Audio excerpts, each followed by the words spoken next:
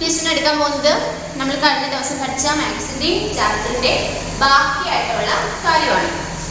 Okay, അപ്പം നമ്മൾ കഴിഞ്ഞ ദിവസം ഡിവിഷന്റെ കാര്യം പഠിച്ചു. ഓൾറെഡി നിങ്ങൾക്ക് അറിയാവുന്ന കാര്യമായിരുന്നു. അപ്പോൾ ഡിവിഷന്റെ കാര്യം ടീച്ചർ പഠിപ്പിച്ചു. 4 ഡിജിറ്റ് നമ്പേഴ്സ് കൊണ്ടുള്ള ഡിവിഷന്റെ കാര്യം പഠിപ്പിച്ചു. നിങ്ങൾക്ക് ഹോംവർക്ക് തന്നിട്ടുണ്ടായിരുന്നു, നിങ്ങളതൊക്കെ ചെയ്തു അല്ലേ?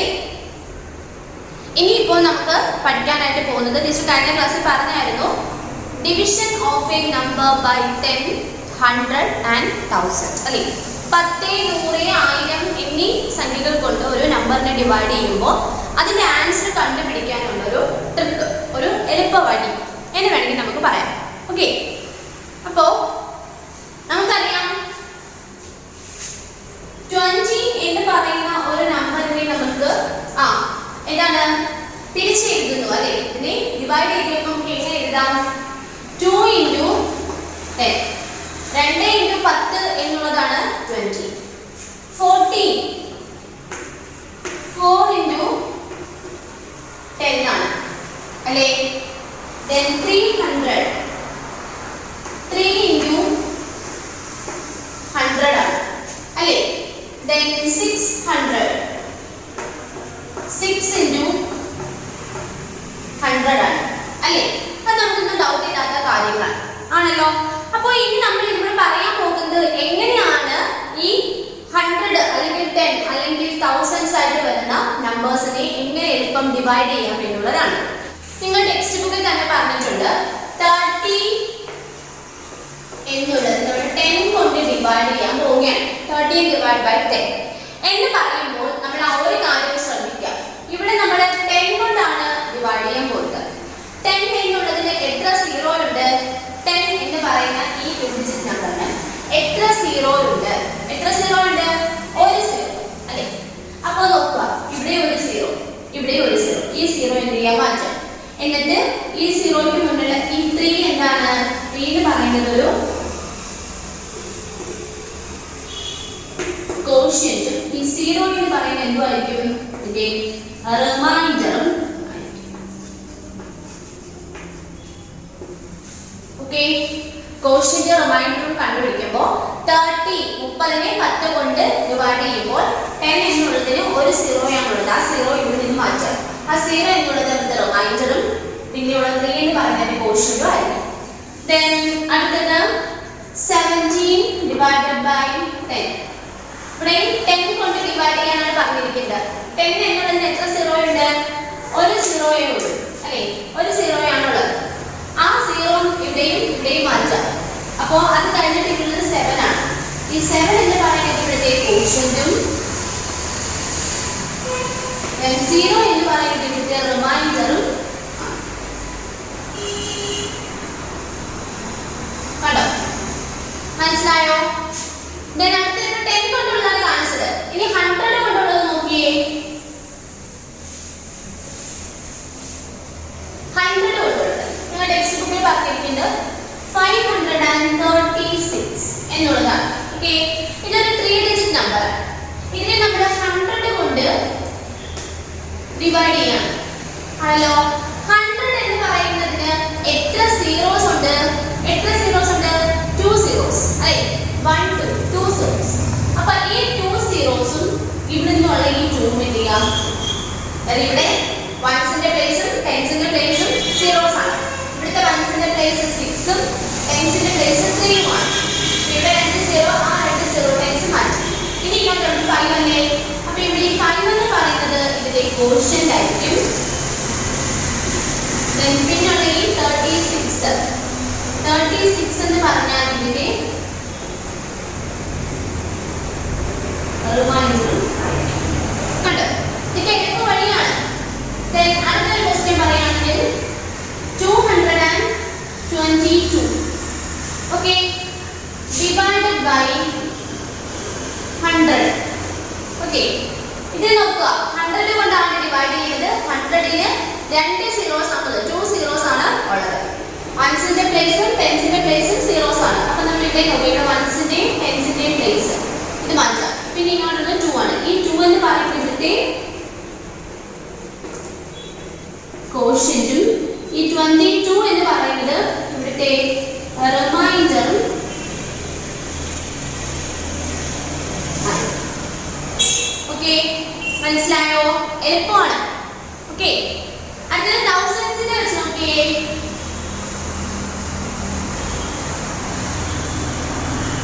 ഇവിടെ പറയുന്നത് 2486 divided by 1000. തൗസൻഡ്സിന് എത്ര സീറോസ് ഉണ്ട്? 3 സീറോസ് ആണ് അല്ലേ? 1 2 3 സീറോസ് അല്ലേ? ഇവിടെ നോക്കുക, ഇവിടെ വൺസ് ടെൻസ് ഹൺഡ്രഡ്സ് 3 സീറോ. ഇവിടെ നോക്കുക, വൺസ് ടെൻസ് ഹൺഡ്രഡ്സ് ആണല്ലോ. പി 486 അല്ലേ? പിന്നെ ഇങ്ങോട്ട് 2 ആണ്. പി 2 എന്ന് പറയുന്നത് ഇവിടുത്തെ കോഷ്യന്റും then 486 എന്ന് പറയുന്നത് ഇവിടുത്തെ റിമൈൻഡറും. ഓക്കെ, മനസ്സിലായോ? മനസ്സിലായോ എല്ലാവർക്കും? വേറൊരു എക്സാമ്പിൾ പറയുകയാണെങ്കിൽ 4212 divided by 1000. Okay, divided by 1000. ഇവിടെ നോക്കുക, ഇവിടെ 1000ന് 3 സീറോസ് ആണ് ഉള്ളത്. Once tens hundreds.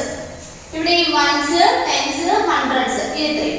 പിന്നെ ഇവിടെ 4. അപ്പോൾ ഈ 4 എന്ന് പറയുന്നത് ഇവിടുത്തെ കോഷ്യന്റും 212 എന്ന് പറയുന്നത് ഇവിടുത്തെ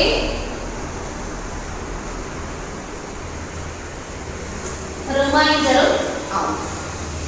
ഓക്കെ, മനസ്സിലായോ? ഇത് വെച്ചിട്ട് നിങ്ങൾക്ക് എക്സസൈസ് ചെയ്യാനുണ്ട്. നോക്കി, അടുത്ത പേജ് എടുക്കുക. Exercise 3.8 page number 144. Page number 144 exercise 3.8 ഏറ്റവും മുകളിൽ കണ്ടോ? ഡിവൈഡ് ദ ഫോളോയിങ് എന്ന് പറഞ്ഞ് തന്നിട്ടുണ്ട്. അതായത് കുറച്ച് കണക്ക് ടീച്ചർ നിങ്ങൾക്ക് ഇവിടെ ചെയ്തു തരാം, ബാക്കി കുറച്ച് ഹോംവർക്ക് ആയിട്ട് ചെയ്തു വരും കേട്ടോ. നോക്കിയേ, അപ്പൊ ഇത് നിങ്ങൾ ടീച്ചർ എടുത്തല്ല, നിങ്ങൾ 1 2 3 എന്ന് പറഞ്ഞ നമ്പർ ഇട്ട് നിങ്ങളുടെ നോട്ട്ബുക്കിൽ എഴുതുക കേട്ടോ. അതായത് heading division of a number by 10 100 1000 next ബുക്കിൽ തന്നെ ഉണ്ട്. അതായത് പേജ് നമ്പർ 143 ഇവിടെ ഹെഡിങ് ഉണ്ട് കണ്ടോ, division of a number by 10 100 1000. ഇനി ഹെഡിങ് എഴുതിയിട്ട് ടീച്ചർ ബോർഡ് ചെയ്തത് 10ഉം 100ഉം 1000ഉം വെച്ചിട്ടുള്ള 2 പ്രോബ്ലംസ് വെച്ചിട്ടുണ്ടായിരുന്നു. അത് നോട്ട്ബുക്കിനകത്തോടെ എഴുതിയെടുക്കുക. ഓക്കെ, ഇനി ചെയ്യാൻ പോകുന്ന എക്സസൈസ് 3.8 ആണ്. നോക്കിയേ, ഫസ്റ്റ് പ്രോബ്ലം നോക്കിയേ. First problem 16 divided by 10. 60നെ 10 കൊണ്ട് ഡിവൈഡ് ചെയ്യണം. 10ന് എത്ര സീറോസ് ഉണ്ട്? 1 സീറോ ആണല്ലേ? 1 സീറോ ആണ് 10നുള്ളത്. ഇപ്പൊ ഇവിടുത്തെ ആൻസറിന്റെ പ്ലേസ് 0 ആണ്. ഇവിടുത്തെ ആൻസറിന്റെ പ്ലേസ് 0 ആണ്. സോ ഇതിന് മുന്നിലുള്ള ഈ 6 എന്ന് പറഞ്ഞാൽ ഇവിടുത്തെ കോഷ്യന്റും ഈ 0 എന്ന് പറഞ്ഞാൽ ഇവിടുത്തെ റിമൈൻഡറും ആണ്. ജസ്റ്റ് ഇത് ഇങ്ങോട്ട് നിങ്ങൾക്കൊന്ന് ഡിവൈഡ് ചെയ്ത് കാണിച്ചാൽ ഇങ്ങനെ ചെയ്യുമ്പോൾ തന്നെ എളുപ്പമെന്ന് പറയാൻ കാര്യം 60നെ നമ്മൾ 10 കൊണ്ട് ഡിവൈഡ് ചെയ്യണം. നമ്മൾ ഇങ്ങനെയാണ് ഡിവൈഡിങ് മെത്തേഡ് സ്റ്റെപ്പ് ചെയ്ത് നമ്മൾ ഓൾറെഡി കാര്യം ഫസ്റ്റ് ചെയ്തത്. അപ്പോൾ 10ന്റെ മൾട്ടിപ്ലിക്കേഷൻ ടേബിളിൽ 1 × 10 10, 2 × 10 20, 3 × 10 30, 4 × 10 40, 5 × 10 50, 6 × 10 60. നമ്മളോട് ഇവിടെ പറഞ്ഞത് 60 ആണല്ലേ? അപ്പോൾ 10ന്റെ മൾട്ടിപ്ലിക്കേഷൻ ടേബിൾ 6 വട്ടം 6 × 10 16 ആണ്. ഡിഫറൻസ് കണ്ടു. 0 - 0 0, 6 - 6 0. എന്നിട്ട് റിമൈൻഡർ എന്ന് പറഞ്ഞാൽ 0യും കോഷ്യന്റ് എന്ന് പറഞ്ഞാൽ 6ഉം വന്നു. കണ്ടോ? ജസ്റ്റ് ടീച്ചറിന്റെ കാണിച്ച് തന്നേ ഉള്ളൂ കേട്ടോ. ഓക്കേ, ഇത്രയും സ്റ്റെപ്പ് നമ്മൾ എന്ത് ചെയ്യുന്നതിനേക്കാളും വളരെ ഈസി ആയിട്ട് നമുക്ക് എന്ത് ചെയ്യും, ഇത് ജസ്റ്റ് ഇങ്ങനെ ഓൺസിന്റെയും ടെൻസിന്റെയും പ്ലേസ് വെച്ചിട്ട് നമുക്ക് എന്ത് ചെയ്യാം, ഇത് കണ്ടുപിടിക്കാനായിട്ട് പറ്റും. ഓക്കെ, അപ്പൊ ഇത് നിങ്ങൾ നോട്ട്ബുക്കിനകത്തോട്ട് എഴുതിയെടുക്കണം, മറക്കാതെ എഴുതിയെടുക്കുക. ദെൻ അടുത്തത് ബി. നോക്കിയേ, ബി എന്ന് പറയുമ്പോ 800 divided by എത്രയാണ്? 10. ഓക്കെ, അപ്പൊ ഇവിടെ നോക്കുക, ഇവിടെ 800നെ 10 കൊണ്ട് ഡിവൈഡ് ചെയ്യണം. അപ്പൊ 10 കൊണ്ട് ഡിവൈഡ് ചെയ്യണമെങ്കിൽ എന്തുകൊണ്ടാണോ, അതായത് നമ്മുടെ എന്താണോ നമ്മുടെ ഡിവൈസർ, ആ ഡിവൈസറിനെ നോക്കുക. ഇവിടുത്തെ ഡിവൈസർ എന്ന് പറഞ്ഞാൽ 10 ആണ്. 10ന് എത്ര സീറോ ഉണ്ട്? 1 സീറോയേ ഉള്ളൂ അല്ലേ?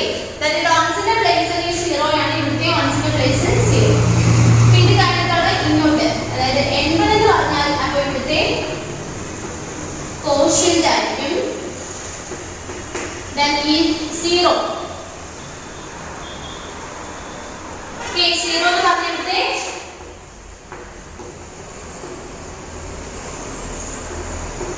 reminder ആണ്. Okay, next question C. C നോക്കിയേ, C എന്ന് പറയുന്നത് 9800 divided by 10 ആണ്. Okay, ഇവിടെ ഡിവൈസർ എന്ന് പറഞ്ഞാൽ 10 ആണ്. 10 കൊണ്ടാണ് ഇതിനെ ഡിവൈഡ് ചെയ്യാൻ പോകുന്നത്. അപ്പോൾ ഇവിടെ വൺസിന്റെ ഒറ്റ ഒരു 0 മാത്രമേ ഉള്ളൂ 10 ൽ. അപ്പോൾ ഇവിടെ നോക്കി, ഇവിടെ വൺസിന്റെ പ്ലേസ് 0, ഇവിടെ നോക്കി ഇവിടെ 0. ഒരു 0 ഇവിടെ ഈ 0 പോയി. then ഇങ്ങോട്ടുള്ളത് ഈ 918 എന്ന് പറയുന്നത് ഇവിടുത്തെ കോഷ്യന്റും then 0 എന്ന് പറയുന്നത് ഇവിടുത്തെ റിമൈൻഡർ. ഓക്കേ, മനസ്സിലായോ? then അടുത്തത് ഡി എന്ന് പറയുന്നത് നിങ്ങൾ ഹോംവർക്ക് ആയിട്ട് ചെയ്യണം. ഇപ്പൊ 10ന്റെ നമ്മൾ 3-4 ചെയ്തു. അപ്പൊ ഡി ഹോംവർക്ക് ആണ്. then എച്ച് ഹോംവർക്ക് ആണ്, H then I then k. ഇത് ഇത്രയും ഹോംവർക്ക് ചെയ്യുക കേട്ടോ. 10 കൊണ്ട് ചെയ്യുന്ന മെത്തേഡ് നമ്മളിപ്പോൾ ചെയ്ത ഈ 3 പ്രോബ്ലംസ് പോലെ തന്നെ 10 കൊണ്ട് ഡിവൈഡ് ചെയ്യുന്ന മെത്തേഡാണ്. ഓക്കെ ഓക്കെ then അടുത്തത് ഇ നോക്കിയേ, ഇ ആണ് ഏറ്റവും ചെയ്യാൻ പോകുന്നത്.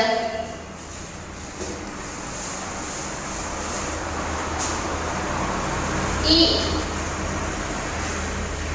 7600 divided by 100. 100 കൊണ്ട് ഡിവൈഡ് ചെയ്യുന്നു അല്ലേ? ഇപ്പൊ ഇവിടെ നോക്കുക, 100 എന്നുള്ളതിന് 2 സീറോസ് ആണുള്ളത്. 1 2. ഇവിടെ നോക്കുക, ഇവിടെ എന്താണ് 2 സീറോയും ഇവിടുത്തെ 2 സീറോയും പോയി. പിന്നെ ഇങ്ങോട്ടുള്ളത് 76. അപ്പൊ ഈ 76 എന്ന് പറയുന്നത് ഇവിടുത്തെ കോഷ്യന്റും 0 എന്ന് 0 0 0 എന്ന് പറഞ്ഞ 3 എണ്ണം ഉണ്ടെങ്കിൽ നമ്മൾ ഒരു 0 എഴുതിയാൽ മതി കേട്ടോ. 0 എന്ന് പറയുന്നത് ഇവിടുത്തെ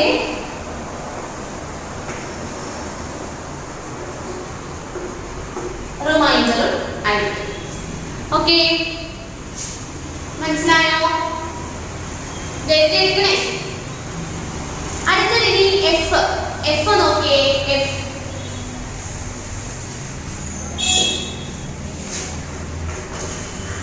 എഫ് എന്ന് പറഞ്ഞാൽ 2100 ഡിവൈഡഡ് ബൈ എത്രയാണ്? 100. ഇവിടെ 100ന് 2 സീറോസ് ആണ് ഉള്ളത്. നമ്മൾ ഇവിടെ നോക്കുക, 2 സീറോസ് ഉണ്ടെങ്കിൽ അത് എന്ത് ചെയ്യുക? വെട്ടിക്കളയുക അല്ലേ? അതായത് വൺസിന്റെയും ടെൻസിന്റെയും പ്ലേസ്, ഇവിടെ വൺസിന്റെയും ടെൻസിന്റെയും പ്ലേസ് 2 സീറോസ്. അപ്പൊ ഇങ്ങോട്ടുള്ള ഈ 21 എന്ന് പറയുന്നത് ഇവിടുത്തെ കോഷ്യന്റ് ആയിരിക്കും.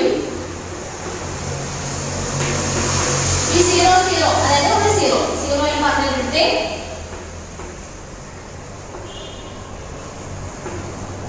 റിമൈൻഡറും ആയിരിക്കും. ഓക്കെ, then അപ്പോൾ നിങ്ങൾ അതിന്റെ ഹോംവർക്ക് ചെയ്യണം. ഇതിന്റെ തന്നെ അടുത്തത് ജി ഹോംവർക്ക് ആണ്. then എമ്മും ഹോംവർക്ക് ആണ്. ജിയും എമ്മും ഹോംവർക്ക് ചെയ്യുക. ഓക്കെ, then അടുത്തത് ഐ അല്ല, ഐ നമ്മൾ ഹോംവർക്ക് ചെയ്തേക്കുള്ളൂ. അപ്പൊ ഐ അല്ല,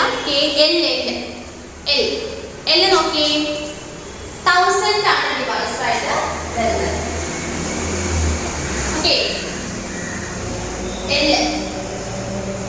അതായത് 31,000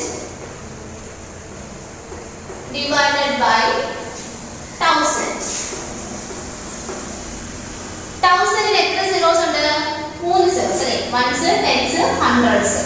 ഇവിടെ നോക്കുക, വൺസ്, ടെൻസ്, ഹൺഡ്രഡ്സ്. ഈ 3 സീറോയും ഈ 3 സീറോയും പോയി. അപ്പോൾ ഇങ്ങനെയുള്ള ബാക്കി 31 എന്ന് പറയുന്നത് ഇവിടുത്തെ കോഷ്യന്റ് ആയിരിക്കും.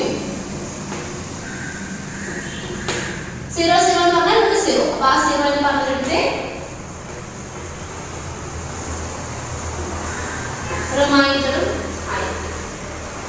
ഓക്കെ, മനസ്സിലായോ? എളുപ്പമാണ് ശരിക്കും പറഞ്ഞാൽ. then അടുത്തത് എൻ നോക്കിയേ, എൻ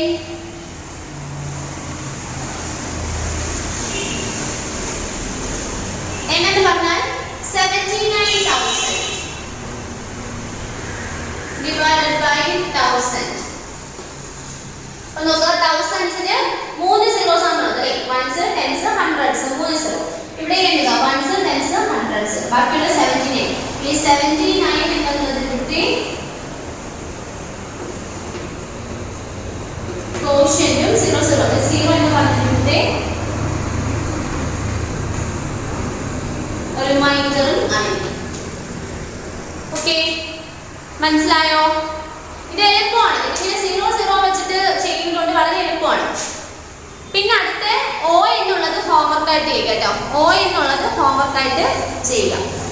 ഓക്കെ, അപ്പൊ അവിടെ ഹോംവർക്ക് എന്ന് പറഞ്ഞാൽ DGHIKMO ഇത്രയും ഉള്ള ഹോംവർക്ക് ആണ്. അത് ടീച്ചർ തരാം, ഒന്നുകൂടെ പറഞ്ഞു തരുന്നുണ്ട് നിങ്ങൾക്ക്. അപ്പൊ നിങ്ങൾ നോക്കി ഒന്നുകൂടെ ക്വസ്റ്റ്യൻ ഒന്നുകൂടെ കറക്റ്റ് ആണോ ചെക്ക് ചെയ്ത് ഹോംവർക്ക് ചെയ്താൽ മതി.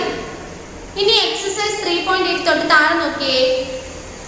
Find the quotient and the remainder of the following without actual division. അല്ലേ, നമ്മൾ ആക്ച്വലി ഡിവിഷൻ ചെയ്യുന്നത് കണക്കല്ലാതെ നമ്മളിപ്പോൾ ഈ പറഞ്ഞ ഈസി മെത്തേഡ് ഉപയോഗിച്ച് ചെയ്യാനാണ് പറഞ്ഞത്. അപ്പോൾ ജസ്റ്റ് അതിന് എല്ലാത്തിൻ്റെയും ഒരു 10-ൻ്റെയും 100-ൻ്റെയും 1000-ൻ്റെയും 2 പ്രോബ്ലംസ് വെച്ച് ടീച്ചർ ഇവിടെ കാണിക്കും. ബാക്കി നിങ്ങൾ ഹോംവർക്ക് ചെയ്യണം കേട്ടോ. എല്ലാം ടീച്ചർ ചെയ്ത് തന്നാൽ നിങ്ങൾക്ക് അത് ചെയ്യാൻ നോക്കിയിരിക്കുമ്പോൾ വളരെ എളുപ്പമായിരിക്കും. ചെയ്യണം, ചെയ്ത് മാത്രമേ അത് കറക്റ്റ് മനസ്സിലാവുള്ളൂ. നോക്കി, A എന്ന് പറയുന്നത് 23 എന്നുള്ളതിനെ 10 എന്നുള്ള ഡിവൈസർ കൊണ്ട് ഡിവൈഡ് ചെയ്യണം അല്ലേ? അപ്പൊ 10-ന് ഒരു സീറോയേ ഉള്ളൂ ഇവിടെ, അതായത് വൺസിന്റെ പ്ലേസ് 0. ഇവിടെ നോക്കാം, 23-ലെ വൺസിന്റെ പ്ലേസ് ഏതാണ്? 3 അല്ലേ? അപ്പൊ ഈ 2 ഇത് കഴിഞ്ഞിട്ട് ഈ 2 എന്ന് പറഞ്ഞാൽ ഇവിടുത്തെ കോഷ്യന്റും 3 എന്ന് പറഞ്ഞാൽ ഇവിടുത്തെ റിമൈൻഡറും ആയിരിക്കും. അതായത് നിങ്ങൾ 23 എന്നുള്ളതിനെ ഡിവൈഡ് ചെയ്ത് നോക്കിയേ, 10 കൊണ്ട് ഡിവൈഡ് ചെയ്യുമ്പോൾ 2 × 10 എന്നുള്ളതാണ് ഇത് 20 എന്ന് പറയുന്നത് അല്ലേ? 2 × 10 ആണ് 20. അപ്പോൾ നമ്മൾ അത് ഇവിടെ എഴുതി 2 × 10 20. ഡിഫറൻസ് കണ്ടുപിടിച്ചു.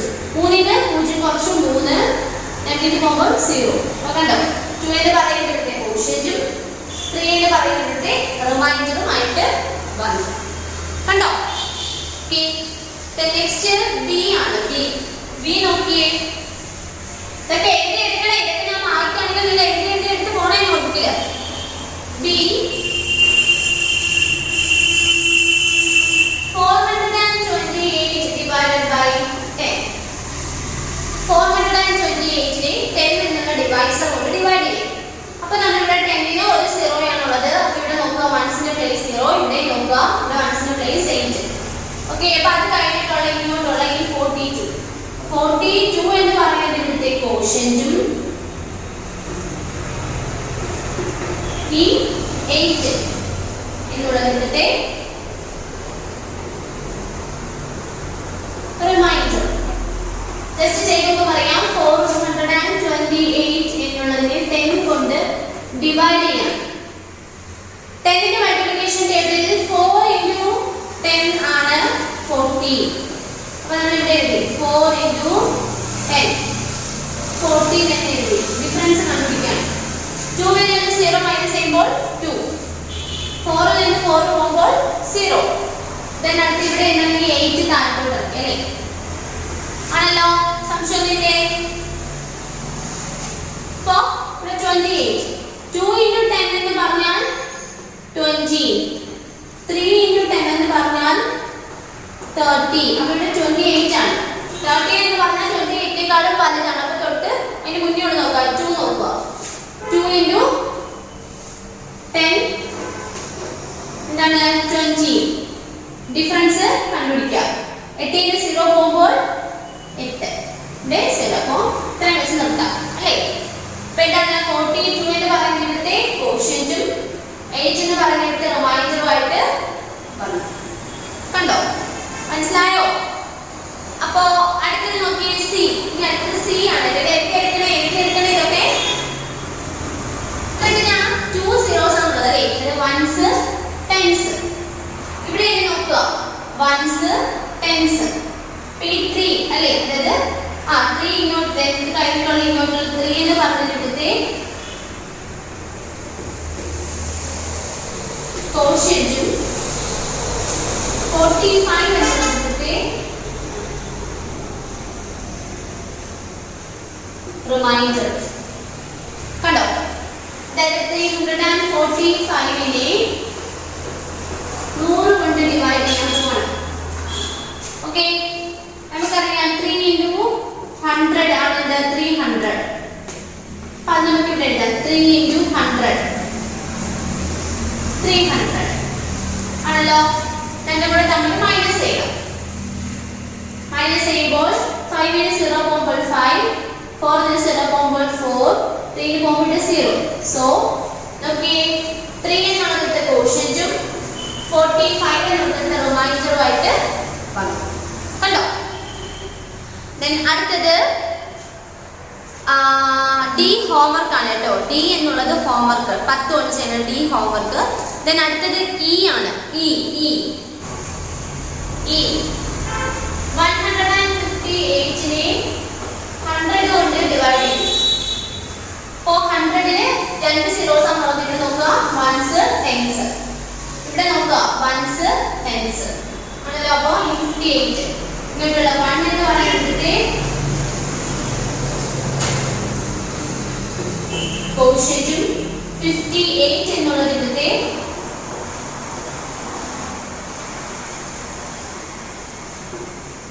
റിമൈൻഡർ. കണ്ടോ? കണ്ടോ? ദെൻ അടുത്തത് എഫ് ആണ്. എഫ് നോക്കിയേ.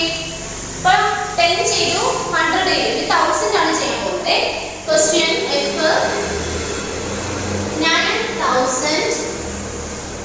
9598 എന്നുള്ളതിനെ 1000 കൊണ്ട് ഡിവൈഡ് ചെയ്യാനായി. 1000 എന്നുള്ളതിന് 3 സീറോസ് ആണ് ഉള്ളത് അല്ലേ? 1s 10s 100s. ഇവിടെ അതുപോലെ നോക്കുക 1s 10s 100s. ഓക്കെ, ഇവിടെ 9 എന്നുള്ളത് ഇവിടുത്തെ എന്താണ്? കോഷ്യന്റും then 598 എന്നുള്ളത് ഇവിടുത്തെ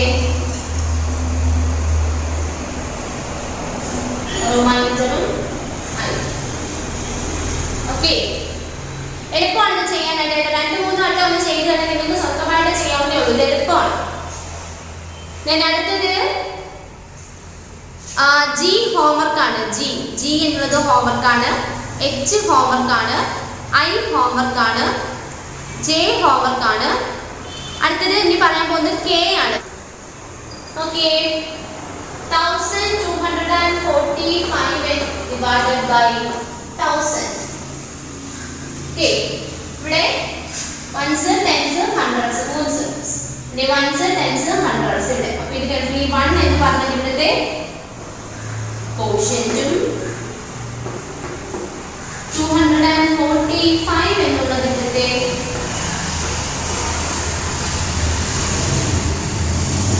റിമൈൻഡർ.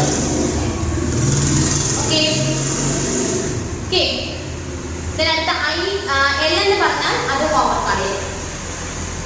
ടേക്ക് വന്നതിനകത്ത് 10 ഉണ്ട്, 100 ഉണ്ട്, 1000s ഉണ്ട്.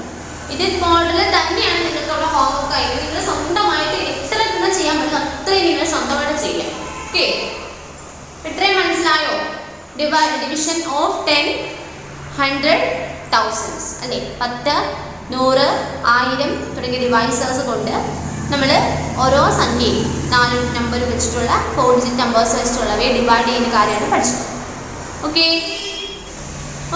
ഇനി പറയാൻ പോകുന്നത് division by a 2 digit number അല്ലേ? അതായത് നമ്മളിപ്പോൾ ഡിവിഷൻ പഠിച്ചു. ഇപ്പോൾ 428 എന്നുള്ളത് നമ്മൾ 2 എന്നുള്ള 1 ഡിജിറ്റ് നമ്പർ കൊണ്ടൊക്കെ നമ്മൾ ഡിവൈഡ് ചെയ്യാൻ പഠിച്ചു. അതായത് ഡിവൈസർ എന്ന് പറഞ്ഞപ്പോൾ 1 കൊണ്ട് നമ്മൾ പഠിച്ചു. ഇനി ഡിവൈസർ 2 എണ്ണമായിട്ടുള്ളത് അല്ലേ? അതാണ് division by a 2 digit number. നോക്കിയത് കുറച്ചേ ഉള്ളൂ കേട്ടോ, വലുതായിട്ടൊന്നും ഇല്ലെങ്കിൽ ജസ്റ്റ് കുറച്ചേ ഉള്ളത് നോക്കാം. ഓക്കെ, ഫസ്റ്റ് നിങ്ങളുടെ ടെക്സ്റ്റ് ബുക്കിൽ പറയുന്നത് എക്സാമ്പിൾ ഫസ്റ്റ് ഡിവൈഡ് 62 by 28. എപ്പോഴും നമ്മൾ ഒരു കാര്യം ശ്രദ്ധിക്കണം, വലിയ നമ്പറിനെ അതിനും ചെറിയൊരു നമ്പർ കൊണ്ട് മാത്രമേ ഡിവൈഡ് ചെയ്യാൻ പറ്റത്തുള്ളൂ അല്ലേ? നമ്മുടെ ഡിവൈസർ എപ്പോഴും എന്തായിരിക്കും? ഡിവിഡൻഡിനേക്കാളും ചെറുതായിരിക്കും. അപ്പോൾ ഇവിടെ 62 by 28 എന്ന് പറയുന്നത് അല്ലേ? അതായത് 62നെ 28 കൊണ്ട് ഡിവൈഡ് ചെയ്യുമ്പോൾ ഇവിടുത്തെ ഡിവൈസർ എന്ന് പറഞ്ഞാൽ 28ഉം ഡിവിഡൻഡ് എന്ന് പറഞ്ഞാൽ 62 ആണ്. അത് മറന്നു പോകരുത് കേട്ടോ, അത് മറന്ന് പോകരുത്. ഏതൊരു മോഡലോട് എഴുതുകയാണ് ടീച്ചർ.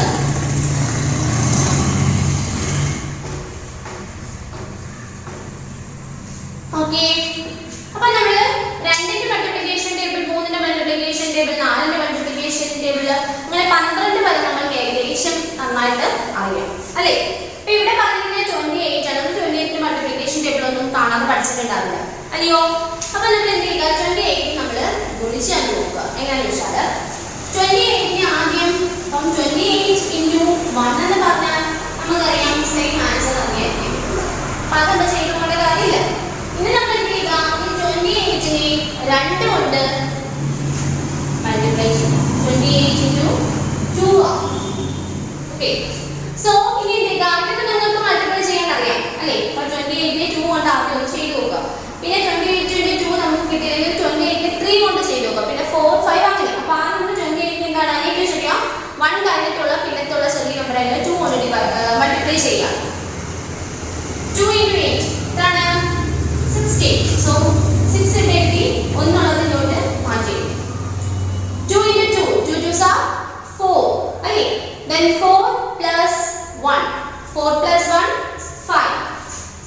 അപ്പോൾ 56 എന്ന് വന്നു. നമ്മുടെ ഇവിടെ 62 ആണ് അല്ലേ, 56 അല്ല 62 ആണ്. അപ്പോൾ നമുക്ക് അടുത്തത് നമുക്ക് ചെയ്ത് നോക്കാം. then 28 into 2 കഴിഞ്ഞിട്ട് അടുത്ത എന്താണ്, 3 ആണ് അല്ലേ. 3 വെച്ച് ചെയ്യാം. 8 into 3 24 അല്ലേ. 24ൽ 4 ഉണ്ട്, 2 ഉണ്ട്. 3 into 2, 3 2s are 6 അല്ലേ. 6 plus 2, 6 plus 2 equal to 8 അല്ലേ. സോ 28 into 3 എന്ന് പറഞ്ഞാൽ 84 കിട്ടി. അപ്പോൾ നമ്മൾ നോക്കിയേ, ഇത് 62 ആണ്. 62നേക്കാളും ഒരുപാട് വലുതാണ് 84 എന്ന് പറയുന്നത്. അപ്പോൾ അതിനേക്കാൾ കുറച്ചുകൂടി ചെറുത് നോക്കാം. 28നെ 2 കൊണ്ട് നമ്മൾ മൾട്ടിപ്ലൈ ചെയ്യുമ്പോൾ നമുക്ക് 56 കിട്ടും. ഈ 56 എന്ന് പറയുന്നത് 62നേക്കാളും ചെറുതാണ് അല്ലേ. അപ്പോൾ നമുക്ക് അത് തന്നെ ചെയ്യാം. 2 into 28 എന്ന് പറഞ്ഞാൽ 56 വന്നു. ഡിഫറൻസ് കണ്ടു. 2ൽ നിന്നും 6നെ കുറയ്ക്കാൻ പറ്റുമോ? 2 minus 6 പറ്റുമോ? ഇല്ല. സോ നമ്മൾ അടുത്ത ഇത് നോക്കിയപ്പോൾ 6 ആണ്. ഇതിനൊന്ന് മാറ്റി ഇവിടെ 5 ആയി, ഇവിടെ 12 ആണ്. സോ 12 minus 6, 12ൽ നിന്നും 6നെ കുറയ്ക്കുമ്പോൾ എത്രയാണ്? 6 തന്നെ വരും അല്ലേ. 6 എന്ന് വെച്ച്. സോ ഇവിടെ നമുക്ക് എന്ത് ചെയ്യാം, പറയാം the quotient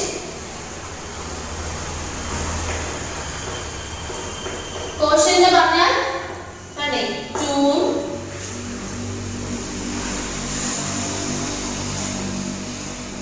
റിമൈൻഡർ എന്ന് പറഞ്ഞാൽ 6 കണ്ടോ. നിങ്ങൾ ടെക്സ്റ്റ് ബുക്കിനകത്തൊന്ന് ജസ്റ്റ് ഒന്ന് നോക്കി, ഇത് തന്നെയാണോ ഇവിടെ ക്വസ്റ്റ്യനും റിമൈൻഡറും ഒക്കെ കിട്ടിയതെന്ന്? ആണോ? ആണല്ലേ. ഓക്കെ, മനസ്സിലായോ ഈ മോഡല്? മനസ്സിലായോ?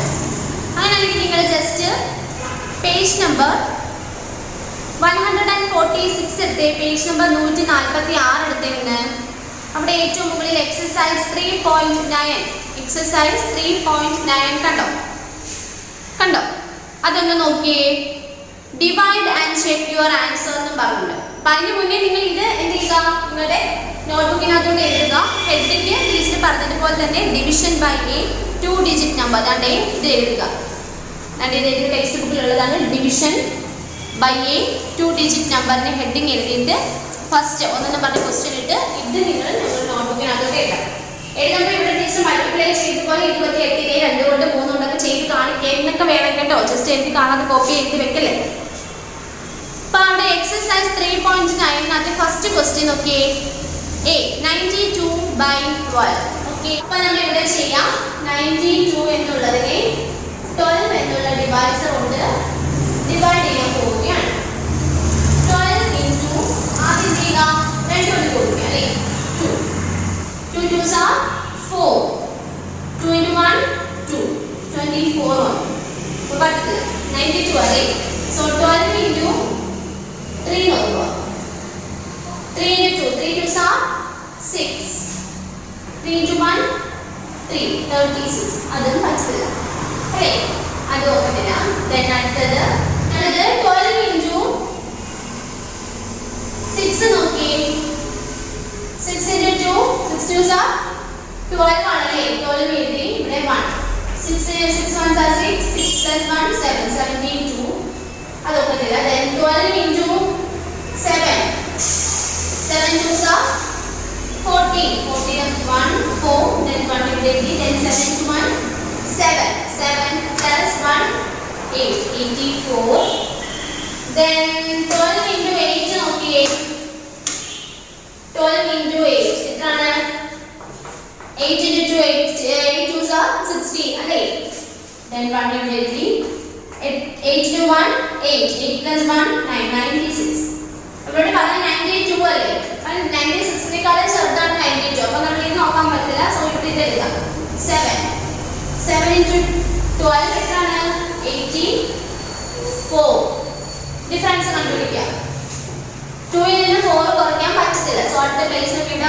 9 ആണ് ഇവിടെ ഒന്ന് പോയി 8 ആയി ഇങ്ങനെ വന്നു അല്ലേ കുഴപ്പമില്ല then 12 minus 4 12 ൽ നിന്നും 4 നെ കുറയ്ക്കുക എത്രയാണ് 8 so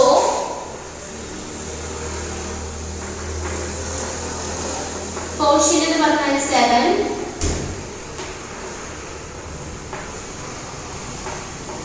remainder എന്ന് പറഞ്ഞാൽ 8 ഓക്കേ മനസ്സിലായോ then അടുത്തത് നിങ്ങൾ ടെക്സ്റ്റ് ബുക്കിലെ എക്സാമ്പിൾ 2 632 by t 632 നെ 15 കൊണ്ട് ഡിവൈഡ് ചെയ്യാം ഓക്കേ എടുക്കണേ 32 ഓക്കേ 632 നെ 15 കൊണ്ട് അപ്പോൾ 15 ആണ് ഇവിടുത്തെ ഡിവൈസ് അപ്പോൾ നമുക്ക് 15 എന്ത് ചെയ്യാം ഓരോ നമ്പർ കൊണ്ട് നോക്കാം അപ്പോൾ 15 നമുക്കൊരു 4 കൊണ്ട് നോക്കിയേ 5 4s are 20 നെ 0 ഇട്ട് 2 ഇങ്ങോട്ടേക്ക് മാറ്റി 4 into 1 4 ones are 4 അല്ലേ 4 plus 2 4 plus 2 equal to 6 so 16 ആണ് ഇത് 63 ആണ് അപ്പോൾ 5 15 നെ 5 കൊണ്ട് ചെയ്യുമ്പോൾ 5 5s are 25 2 ഇവിടെ വന്നു 5 ones are 5 5 plus 2 എത്രയാണ് 7 അല്ലേ 75 വരും നമ്മളോട് ഇവിടെ പറഞ്ഞ 63 ആണ് അപ്പോൾ 75 നമുക്ക് പറ്റത്തില്ല അപ്പോൾ നമുക്ക് ഇത് തന്നെ എടുക്കാം അപ്പോൾ 4 കൊണ്ട് നോക്കാം 15 4 ഉണ്ടാകുമ്പോൾ 16 എന്ന് വന്നു ഡിഫറൻസ് കണ്ടുപിടിക്കാം 3 minus 0 3 minus 0 3 6 minus 6 0 then ഇത് നമുക്ക് ഇവിടെ താഴോട്ട് 32 ആണല്ലോ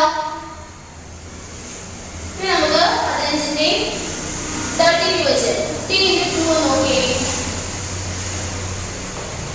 5 into 2 10 1 ഇവിടെ എത്തി 2 ones are 2 2 plus 1 3 31 okay then അടുത്തത് 50 into 3 നോക്കിയേ 5 3s are 50 1 ഇവിടെ എത്തി 3 ones are 3 3 plus 1 4 ഇവിടെ പറഞ്ഞത് 32 ആണ് 45 കണ്ടിട്ട് ഇതേ പറ്റുള്ളൂ അപ്പോൾ 2 ഉണ്ട് ആകുമ്പോൾ 30 ഡിഫറൻസ് ഉള്ളപ്പോൾ 2 minus 0 2 3 minus 0 3 minus 3 0 അപ്പോൾ ഇവിടെ നമുക്ക് എന്ത് ചെയ്യാം 42 എന്നുള്ളത് ഇങ്ങോട്ട് മാറ്റിയില്ല കേട്ടോ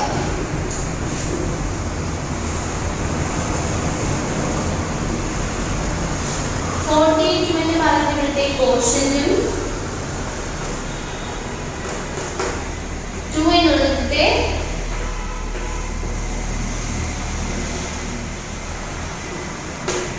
റിമൈൻഡർ ഓക്കേ മനസ്സിലായോ അപ്പോൾ നിങ്ങൾ ഇവിടെ ഇപ്പോൾ തൽക്കാലം ഇത്രയും മോഡൽ ചെയ്താൽ മതി കേട്ടോ അതായത് 2 അക്ക സംഖ്യ വരുന്നതും 3 അക്ക സംഖ്യ വരുന്നതും ഡിവിഡൻഡ് കണ്ടോ ഡിവിഡൻഡ് ഇങ്ങനെയുള്ളത് ചെയ്താൽ മതി ഇതിന്റെ മോഡൽ പരീക്ഷയ്ക്ക് ചോദിക്കും അപ്പോൾ നിങ്ങൾ അതിന്റെ ഇപ്പോഴത്തെ എക്സസൈസ് 3.9 എന്നെടുത്തേ അവിടെ എ ടീച്ചർ ചെയ്ത് തന്നു ഇനി ബി ഹോംവർക്ക് ആണ് ദെൻ അടുത്തത് അടുത്ത സി ടീച്ചർ ചെയ്തു തരാം നോക്കൂ. സി ടീച്ചർ ചെയ്തു തരാം നോക്കിയേ. സി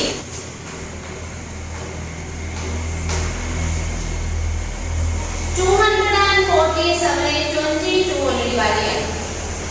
247 എന്നുള്ളതിനെ 22 എന്നുള്ള ഡിവിഡൻഡ് കൊണ്ട് ഡിവൈഡ് ചെയ്യാം. ഈ 2 എന്നുള്ളതിനെ 2 കൊണ്ട് ഡിവൈഡ് ചെയ്തു 2 കൊണ്ട് മൾട്ടിപ്ലൈ ചെയ്തു നോക്കുക. 2 2s are 4. 2 2s are 4. 44. നമുക്ക് 24 ആണ്. അപ്പം 44 ഒരുപാട് വലുതാണ്. നമുക്ക് ഈ 22 into 1 എന്ന് പറഞ്ഞാൽ എന്താണ്? 22 ആണ്. ആണല്ലോ. അപ്പോൾ 1 തന്നെ എടുക്കാം. 22. ഡിഫറൻസ് കണ്ടുപിടിക്കാം. 4 minus 2. 4ന് 2നെ കുറയ്ക്കുമ്പോൾ എത്രയാണ്? ഇവിടെ 0 ആണ്. എഴുതണമെന്നില്ല. then ഈ 7 അതുപോലെ താഴോട്ട് ഇറങ്ങും. then 22 into 2 എന്ന് പറഞ്ഞാൽ നമുക്ക് 44. ഇവിടെ 27 ആണ്. 44 എന്ന് പറഞ്ഞാൽ 27നെക്കാൾ ഒരുപാട് വലുതാണ്. അപ്പോൾ അത് വരത്തില്ല. അപ്പോൾ നമ്മൾ ഇവിടെ ഈ 22 തന്നെ എടുത്തോ. 1 കൊണ്ട് 22നെ വീണ്ടും ഡിഫറൻസ് ആണ്. 7 minus 2. 7ന് 2 പോയി എത്രയാണ്? 5. 5 minus 2 minus 2 0. അപ്പോൾ നമുക്ക് അവിടെ എഴുതണ്ട. സോ ഇത്രയും വന്നു അല്ലേ? അതായത് ഇവിടുത്തെ ക്വോഷ്യന്റ് എന്ന് പറയുന്നത്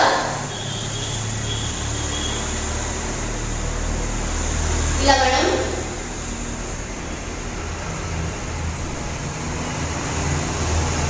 റിമൈൻഡർ എന്ന് പറയുന്നത് 5 വന്നു. ഓക്കെ. then അടുത്ത രീതി പറയാൻ പോകുന്നത് എത്രയെന്ന് അറിയാമോ? ഇപ്പൊ നമ്മൾ സി ആണ് ഇപ്പൊ ടീച്ചർ ചെയ്തത്. അപ്പൊ നിങ്ങൾ അത് നോട്ട്ബുക്കിനകത്തോട് നോക്കി അങ്ങ് എഴുതിക്കണേ. അടുത്തത് ഇനി നിങ്ങൾക്ക് ഹോംവർക്ക് ഉണ്ട്. ഹോംവർക്ക് എന്ന് പറഞ്ഞാൽ ഇ ഉണ്ട്. E then I then K. ഇത് മൂന്നെണ്ണം നിങ്ങൾ ഹോംവർക്ക് ആയിട്ടൊന്ന് ചെയ്യാം കേട്ടോ. അത് മൂന്നെണ്ണം മാത്രം ഹോംവർക്ക് ആയിട്ട് ചെയ്യാം. ഇനി ഇവിടെ ടീച്ചർ ചെയ്യാൻ പോകുന്നത് ജി ആണ്.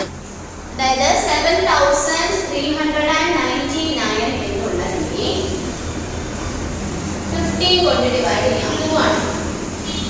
7399 എന്നുള്ളതിനെ 15 കൊണ്ട് ചെയ്യാം. 15 into 3 നോക്കി. 5 into 3. 5 3s are 15 അല്ലേ? 5 then 1 ഇവിടെ എഴുതി. 3 into 1 3. 3 plus 1 4. 45 ആണ്. ഇനി 4 ഉണ്ട് നോക്കി.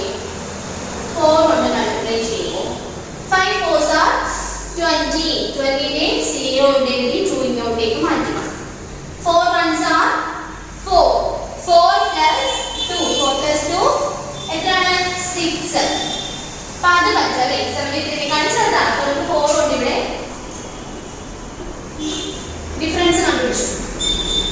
3 minus 0. 3 minus 0 equal to 3. Then 7 minus 6. 7ൽ നിന്നും 6 കുറയ്ക്കുമ്പോൾ 1 ആണല്ലോ. ഇവിടെ 50 ആണുള്ളത്. ഡിവൈസ് എന്ന് പറഞ്ഞാൽ 15 ആണ്. ഇവിടെ നമുക്ക് കിട്ടുന്നത് 13 ആണ്. 15 ആണ് 13 ആണോ വലുത്?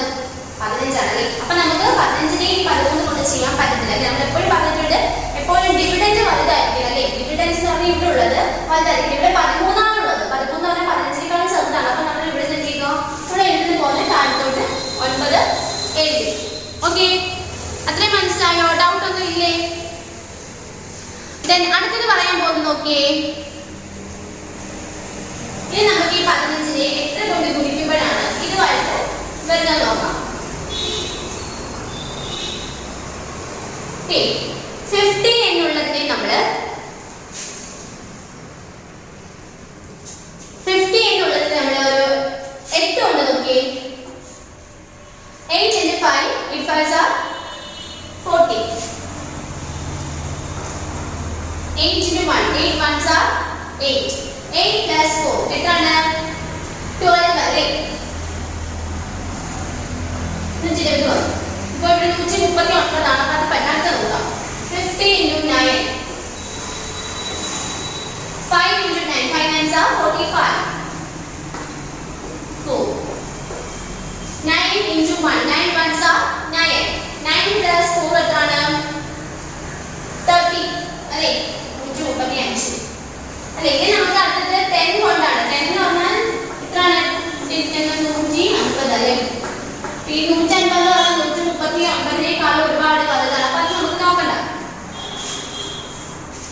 നോക്കാം. 9 135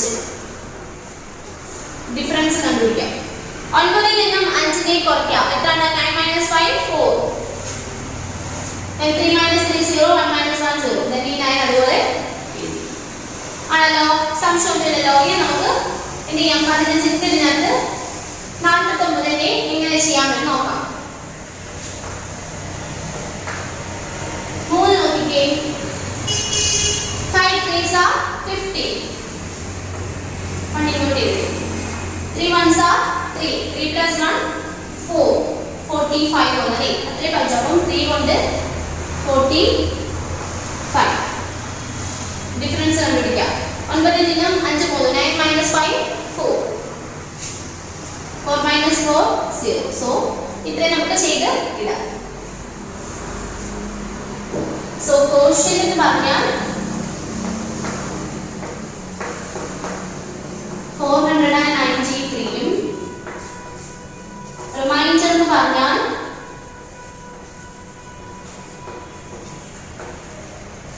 4. കേട്ടോ? ഇത് മോഡല് ഈ 4 ഡിജിറ്റ് നമ്പർ കൊണ്ട് നിങ്ങൾക്ക് ഡിവൈഡ് ചെയ്യാനുള്ളത് നിങ്ങൾക്ക് ഈ മോഡലിൽ ഇപ്പൊ നിങ്ങൾക്ക് പരീക്ഷയ്ക്ക് എത്രയും ചോദിക്കത്തില്ല. ജസ്റ്റ് അറിഞ്ഞിരിക്കാം കേട്ടോ. 3 ഡിജിറ്റ് നമ്പേഴ്സ് വെച്ചിട്ട് വേറെ തന്നെയായിരിക്കും മിക്കവാറും എക്സാമിന് ചോദിക്കുന്നത്. അപ്പൊ ഇവിടെ നിങ്ങൾക്ക് ഹോംവർക്ക് ആയിട്ടുള്ളത് ഇയും ദെൻ ബി ഉണ്ട്, ഇ ഉണ്ട്, ഐ, കെ 3 അക്ക സംഖ്യ കൊണ്ട് 2 അക്ക സംഖ്യ കൊണ്ടും ഉള്ളത് മതി മിക്കവാറും ചോദിക്കുള്ളൂ. അപ്പൊ അത് മാത്രം നിങ്ങൾ ഹോംവർക്ക് ചെയ്താൽ മതി. ഓക്കെ. അപ്പൊ നമുക്ക് ഇന്നത്തെ ക്ലാസ് ഇത്രയും പഠിക്കാം.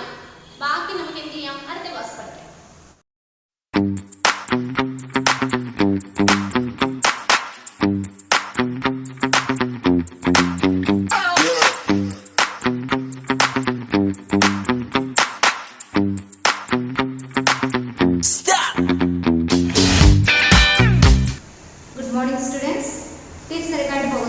മലയാളത്തിലെ ക്ലാസ് ആണ്.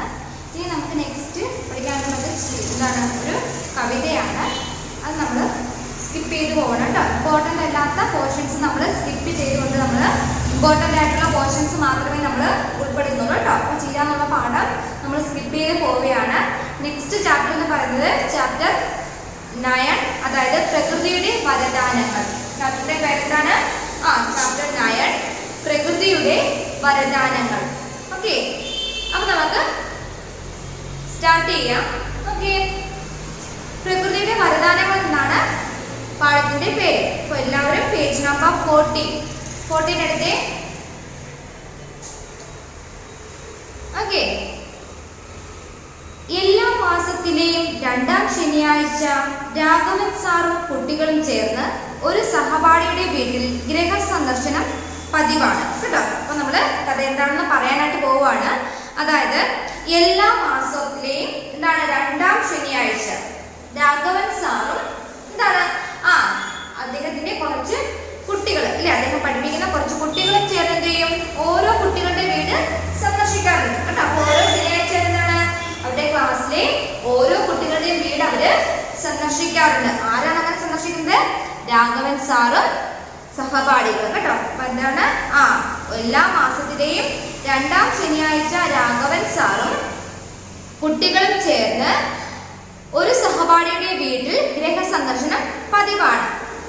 ഇന്ന് അവരെല്ലാവരും കൂടി പോകുന്നത് വിഷ്ണുവിന്റെ വീട്ടിലേക്കാണ്. അപ്പൊ ഇന്നത്തെ ദിവസം അവരെല്ലാവരും കൂടെ എവിടെ പോകുന്നത്? വിഷ്ണു എന്ന് പറയുന്ന കുട്ടിയുടെ വീട്ടിലേക്കാണ് രാഘവൻ സാറും മറ്റ് സഹപാഠികളെല്ലാം കൂടെ പോകുന്നത്. എവിടെ? ആരുടെ വീട്ടിലാണ്? വിഷ്ണുവിന്റെ വീട്ടിലേക്കാണ് പോകുന്നത്. ഇതെല്ലാം രാഘവൻ സാറിന്റെ തീരുമാനമാണ് കേട്ടോ. എല്ലാവരും കൂടി ഉത്സാഹപൂർവ്വമാണ് യാത്ര തിരിച്ചു. ഓക്കെ. അപ്പൊ ഇങ്ങനെ എല്ലാ ശനിയാഴ്ച 2ാം ശനിയാഴ്ച ഓരോ കുട്ടികളുടെ വീട്ടിൽ പോകണം എന്നുള്ളത് ആരുടെ തീരുമാനമാണ്? നമ്മുടെ രാഘവൻ സാറിന്റെ ഒരു തീരുമാനമാണ് കേട്ടോ. അപ്പൊ എന്താണ് എല്ലാ കുട്ടികളും കൂടി ഒരുമിച്ചല്ലേ പോകുന്നത്. അപ്പൊ എല്ലാവരും എന്താണ് വളരെ ഉത്സാഹപൂർവ്വമാണ് യാത്ര ചെയ്യുന്നത്. അപ്പൊ അങ്ങനെ എന്താണ് നമ്മുടെ വിഷ്ണുവിന്റെ വീട്ടിലേക്ക് എല്ലാവരും ഉത്സാഹപൂർവ്വം യാത്ര തിരിച്ചു. ഓക്കെ. അപ്പൊ അത്രയും മനസ്സിലായല്ലോ. അതായത് നമ്മുടെ സ്കൂളിലെ രാഘവൻ സാറ് തന്റെ കുട്ടികളുമൊത്ത് ആഴ്ചയിൽ എന്താണ് 2ാം ശനിയാഴ്ച എന്ത് ചെയ്യാറുണ്ട്? ഓരോ കുട്ടിയുടെ വീട്ടിൽ സന്ദർശിക്കാറുണ്ട്. അങ്ങനെ ഇന്നത്തെ ദിവസം ആരുടെ വീട്ടിലേക്കാണ് പോകുന്നത്? വിഷ്ണുവിന്റെ വീട്ടിലേക്കാണ് പോകുന്നത്. ഓക്കെ. അപ്പൊ അത്രയും കാര്യം മനസ്സിലായല്ലോ. വഴിയിലെ കാഴ്ചകൾ കണ്ട് നടക്കുന്നത് കൊണ്ട് വിഷ്ണുവിന്റെ വീട്ടിലെത്തിയത് അവർ അറിഞ്ഞതേയില്ല അല്ലേ. അപ്പൊ നമ്മൾ വഴിയിൽ ഇങ്ങനെ ഫ്രണ്ട്സ് അല്ലെ നമ്മുടെ കൂട്ടുകാരെല്ലാം കൂടെ ചേർന്ന് യാത്ര ഒരാളുടെ വീട്ടിലേക്ക് പോവാണ്. അപ്പൊ നമ്മൾ വഴിയിലെ എന്താ യാത്ര എന്താണ് വഴിയിലുള്ള കാഴ്ചകളൊക്കെ കണ്ടിട്ട് എന്താണ് അവര് ദൂരം നടന്നതൊന്നും അവര് അറിഞ്ഞില്ല. വിഷ്ണുവിന്റെ വീടെത്തിയത് അവര് അറിഞ്ഞതേയില്ല അല്ലേ. നമ്മൾ അങ്ങനെയല്ലേ കൂട്ടുകാരൊക്കെ ഒത്തു ഇങ്ങനെ നടക്കുവാണെങ്കിൽ നമ്മൾ എന്ത് ചെയ്യുന്നുണ്ട് നമ്മളെ ദൂരം ഒന്നും അറിയാറില്ല അല്ലേ. നമ്മൾ കളിച്ച് രസിച്ച് കാഴ്ചയൊക്കെ കണ്ട് നടക്കുമ്പോൾ നമ്മൾ എന്ത് ചെയ്യാറുണ്ട് യാത്രയുടെ ക്ലേശം നമ്മൾ മറന്നു പോകാറുണ്ട് അല്ലേ. ഓക്കെ, അതുപോലാണ് വഴിയിലെ കാഴ്ചകൾ കണ്ട് നടക്കുന്നത് കൊണ്ട് വിഷ്ണുവിന്റെ വീട്ടിലെത്തിയത് അവർ അറിഞ്ഞതേയില്ല. ഓലമേഞ്ഞ, ഇനി വിഷ്ണുവിന്റെ വീടിനെ കുറിച്ചാണ് പറയുന്നത് കേട്ടോ. ഓലമേഞ്ഞ ഭംഗിയുള്ള വീട്. വിഷ്ണുവിന്റെ വീട് എങ്ങനെയുള്ളതാണ്? ഓലമേഞ്ഞ ഭംഗിയുള്ള വീട്. മാതാപിതാക്കളും ഒരു കുഞ്ഞനിയത്തിയും മാത്രമേ ഉള്ളൂ ആ വീട്.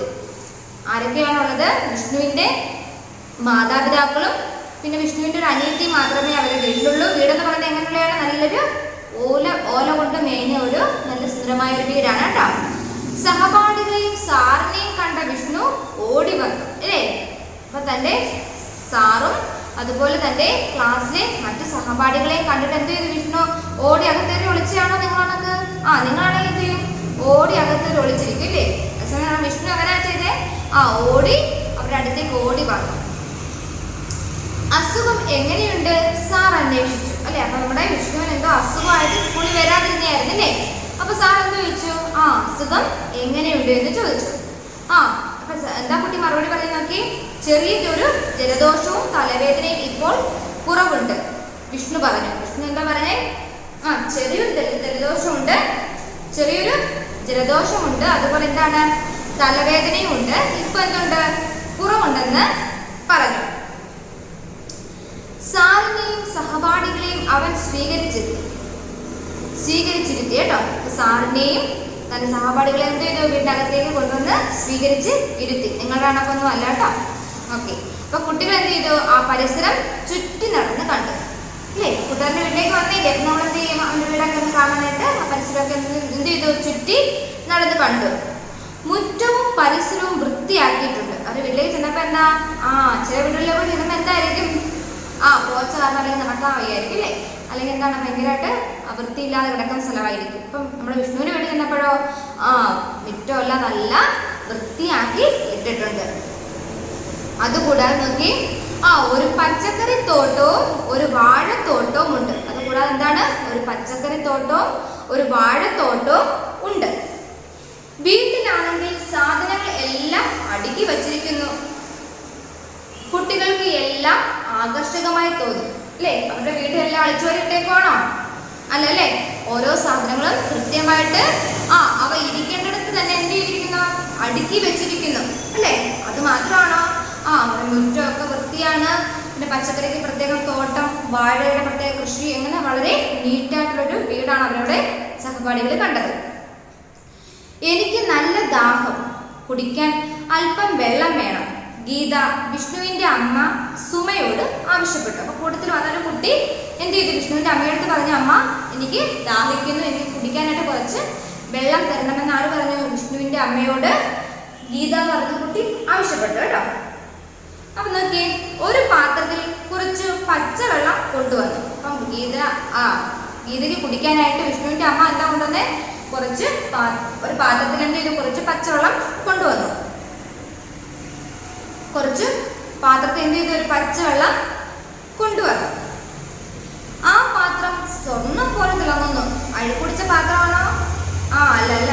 പിന്നെ എങ്ങനെയുള്ളതാണ്? ആ പാത്രം നല്ല കഴുകി വൃത്തിയാക്കി സൂക്ഷിക്കുന്ന പാത്രങ്ങൾ എങ്ങനെയായിരുന്നു? തിളക്കമുള്ളതായിരിക്കും അല്ലേ. അതുപോലെ എന്താണ്? ആ പാത്രം നല്ല സ്വർണം പോലെ തിളങ്ങുന്നു. എങ്കിലും അത് കുടിക്കാൻ അവളൊന്ന് മടിച്ചു. എന്തുകൊണ്ടായിരിക്കും? പച്ചവെള്ളമാണ് അവരുടെ അമ്മ കൊണ്ടുവന്നത് അല്ലേ. അപ്പൊ അത് എന്ത് ചെയ്തു? അവൾ അത് കുടിക്കാനായിട്ട് അല്പം ഒന്ന് മടിച്ചു.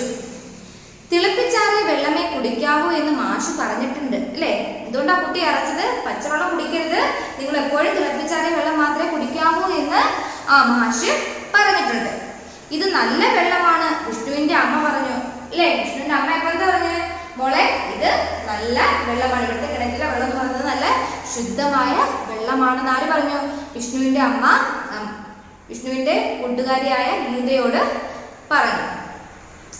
കിണറ്റിൻ കരയിൽ ഞങ്ങൾ വസ്ത്രം അലക്കുകയോ കുളിക്കുകയോ ചെയ്യാറില്ല.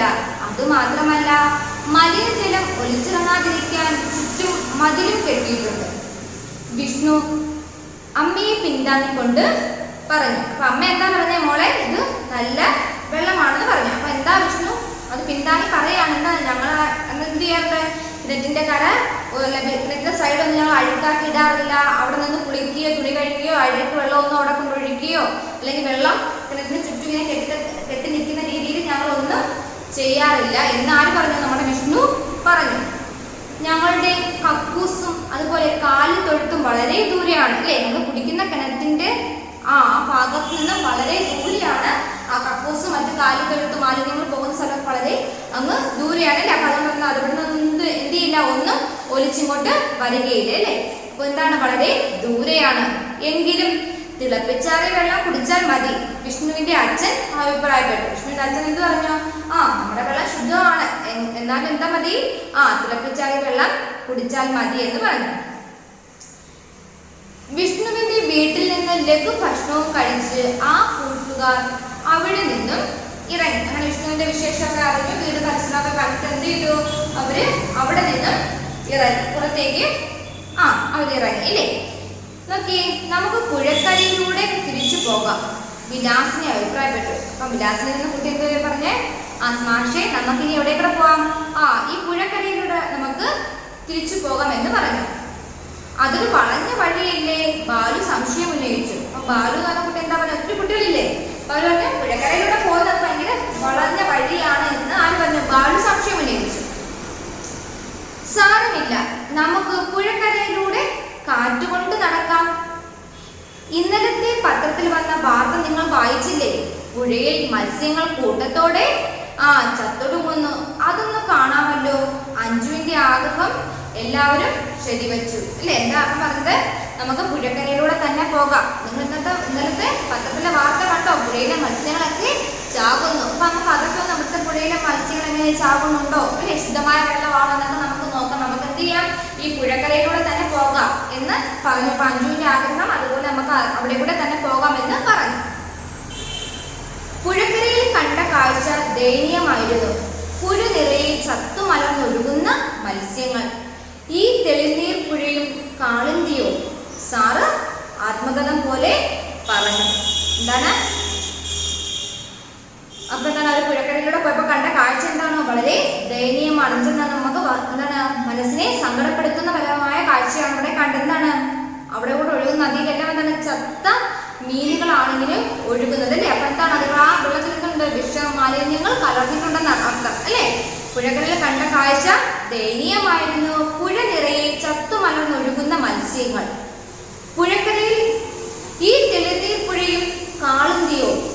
സാറ് നദി കണ്ടിട്ട് എന്താ പറഞ്ഞേ? ഇതും എന്താ കാളിന്തിയാണോ എന്ന രീതിയിൽ ആത്മകഥ എന്താണ് മനസ്സിലിങ്ങനെ ചെറിയ രീതിയിൽ ഇങ്ങനെ സാറ് പറഞ്ഞു കേട്ടോ. സാറ് ആത്മകഥ പോലെ പറഞ്ഞു. ഇതെന്ത് പറ്റി? കുട്ടികൾ ഉത്കണ്ഠയോടെ ചോദിച്ചു. മാഷിനോട് ചോദിക്കുകയാണ്, അയ്യോ ഇത് നോക്കാൻ മത്സ്യങ്ങളെല്ലാം ചത്താണ് ഒഴുകുന്നത് അല്ലേ? ഇതെന്ത് പറ്റി എന്ന് ഉത്കണ്ഠയോടെ ചോദിച്ചു. ആ ഫാക്ടറിയിലെ മാലിന്യങ്ങൾ മുഴുവൻ ഒഴുക്കി വിടുന്നത് ഈ പുഴയിലേക്കാണ്. ദൂരെയുള്ള വ്യവസായശാലകൾ ചൂണ്ടി സാർ പറഞ്ഞു. അപ്പൊ അവിടെ ദൂരെയായിട്ട് എന്തുണ്ട്? വ്യവസായശാലകളൊക്കെ ഉണ്ട് കേട്ടോ. അപ്പൊ അത് ചൂണ്ടിക്കാണിച്ചിട്ട് മാഷ് എന്ത് പറഞ്ഞു? ആ ഫാക്ടറിയിലേക്ക് മാലിന്യങ്ങൾ എന്താണ്? ഈ നദിയിലേക്കാണ് ഒഴുക്കി വിടുന്നത്. ജലമലിനീകരണത്തിന് പല കാരണങ്ങളുണ്ട് അല്ലേ? ജലമലിനീകരണത്തിന് ഫാക്ടറിയിലെ മാലിന്യങ്ങൾ മാത്രമാണോ കാരണം? അല്ല, ജലം മലിനമാകാനായിട്ട് ഒരുപാട് കാരണങ്ങളുണ്ട്. എന്തൊക്കെയാണെന്ന് നോക്കിയേ. കൃഷിയിടങ്ങളിലെ അമിതമായ കൃത്രിമ വളപ്രയോഗം അല്ലേ? കീടനാശിനികളും ജലാശയങ്ങളിൽ മലമൂത്ര വിസർജനം നടത്തുന്നതും ചന്ത, ആശുപത്രി, അറവുശാല എന്നിവിടങ്ങളിലെ അഴുക്കുകൾ പുഴയിൽ തള്ളുന്നതും എല്ലാം ജലമലിനീകരണത്തിന് കാരണമാകുന്നു. രാഘവൻ സാറ് വിശദീകരിച്ചു. എന്താ പറഞ്ഞത്? നമ്മളെ ഫാക്ടറികളിലെ വ്യവസായശാലകളുടെ മാലിന്യം മാത്രം ഒഴുകുന്നത് കൊണ്ടല്ല നദികൾ മലിനമാകുന്നത്. പിന്നെയോ അതായത് കൃഷിയിടങ്ങളിലെ നമ്മൾ അമിതമായി ഉപയോഗിക്കുന്ന രാസവസ്തുക്കളുടെ പ്രയോഗങ്ങള് നമ്മുടെ പുഴയെ മലിനമാക്കുന്നു. പിന്നെയോ കീടനാശിനികളുടെ പ്രയോഗം, ജലാശയങ്ങളിൽ മലമൂത്ര വിസർജനങ്ങൾ നടത്തുക, പിന്നെന്താണ് ചത്ത ജീവജാലങ്ങളുടെയൊക്കെ ശവശരീരങ്ങൾ കൊണ്ടുവന്ന് നദിയിൽ ഒഴുകുക, പിന്നെ ആശുപത്രി, അറവുശാല, ഇങ്ങനെയുള്ള വേസ്റ്റുകൾ അല്ലേ നമ്മൾ കണ്ടിട്ടുണ്ട്. നദികളിൽ ഇങ്ങനെ കവർ കെട്ടി തോട്ടിലോട്ടൊക്കെ ഇങ്ങനെ ഇടാറുണ്ട് ആളുകൾ അല്ലേ. ഇങ്ങനെയുള്ള പ്രവൃത്തികൾ മൂലം എന്ത് ചെയ്യാൻ നിരന്തരം ഈ നദീതീരങ്ങൾ എന്ത് ചെയ്യാനാ ഈ മലിനമായിക്കൊണ്ടിരിക്കുകയാണ് കേട്ടോ. അങ്ങനെ രാഘവൻ സാറ് എങ്ങനെയൊക്കെ നദികൾ മലിനമാകാമെന്നുള്ള കാര്യങ്ങൾ ഇവിടെ വിശദീകരിച്ചു കൊടുത്തു. ജലമലിനീകരണം കൊണ്ട് ദോഷങ്ങളില്ലേ? രാജു സംശയം ഉന്നയിച്ചു. ഇങ്ങനെ ഈ ജലം മലിനമാക്കിയാൽ അത് ദോഷങ്ങളില്ലേ എന്ന് നമ്മുടെ രാജു സാറിനോട് സംശയം ചോദിച്ചു കേട്ടോ. ജലത്തിലൂടെ പകരുന്ന പകർച്ചവ്യാധികളായി അല്ലേ. അപ്പൊ എന്താണ് അതിന്റെ ദോഷഫലങ്ങൾ? എന്താണ്? ആര് തന്നെയാണ് അനുഭവിക്കേണ്ടി വരുന്നത്? നമ്മൾ തന്നെയാണല്ലേ. അപ്പൊ നമ്മൾ തന്നെ ഇത് മലിനമാക്കുന്നു. അതിന്റെ ആഫ്റ്റർ എഫക്റ്റ് അല്ലെ, അതിന്റെ ദോഷഫലങ്ങൾ നമ്മൾ തന്നെ അനുഭവിക്കേണ്ടി വരും. അതാണ് എന്താണ്? രോഗങ്ങളിലൂടെ അല്ലേ. രോഗങ്ങളിലൂടെ അത് നമുക്ക് തിരിച്ചു കിട്ടും. അതാണ് പറയുന്നത്. വയറുകടി, മഞ്ഞപ്പിത്തം, കോളറ എന്നിവയെ കുറിച്ച് നിങ്ങൾ കേട്ടിട്ടില്ലേ?